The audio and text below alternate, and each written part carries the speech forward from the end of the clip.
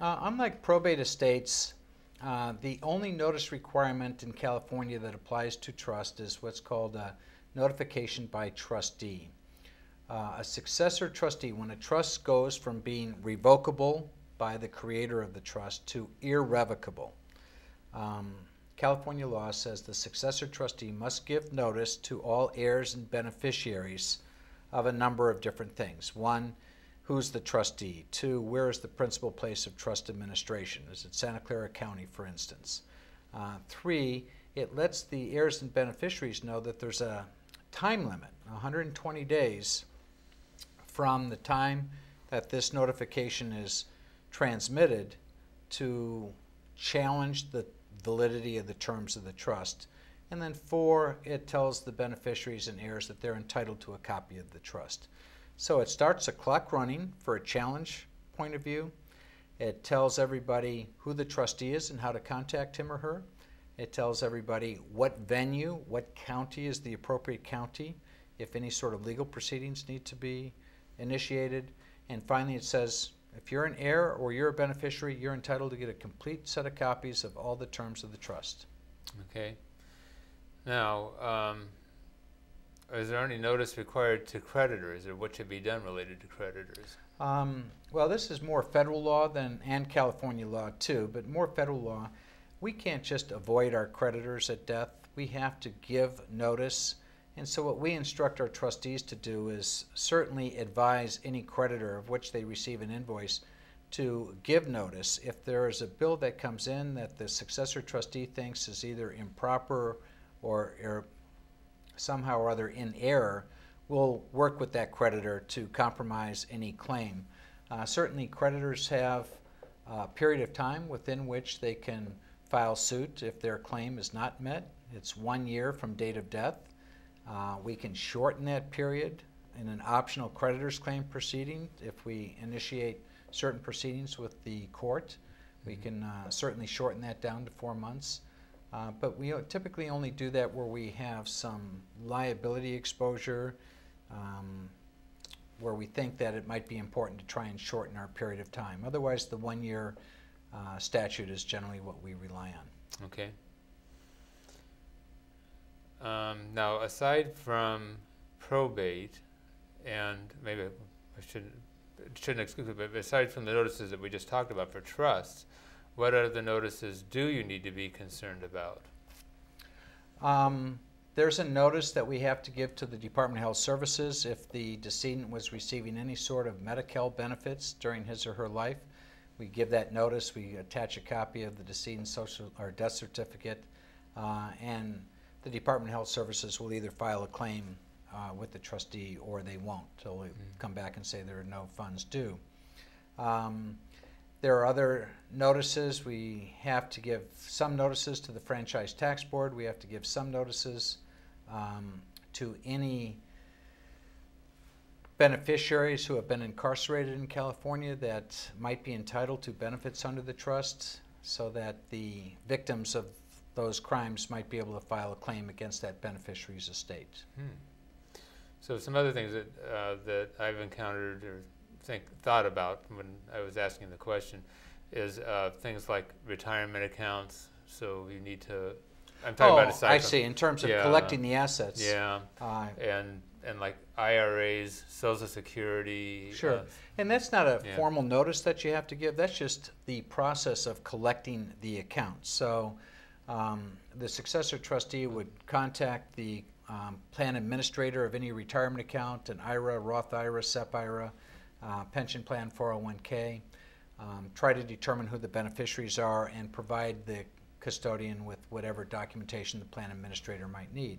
A life insurance company is going to want a death certificate and a trustee certification in order to release funds to the successor trustee. So with respect to collecting assets, every institution that you're dealing with is going to have their own requirements for proving who is the trustee and then entitling that trustee to collecting the assets that the decedent owned. So another thing that I was thinking related to this is sometimes people are getting benefits. So for example, they're receiving their Social Security checks, they're getting their pension payments and so forth. So you have to tell the administrators so that they stop these payments. Or Yeah. alter the payments. On Yeah, pension yeah, plans, typically yeah. a surviving spouse might be entitled to Yeah. 3/4 50% benefit, or yeah. whatever the plan provides.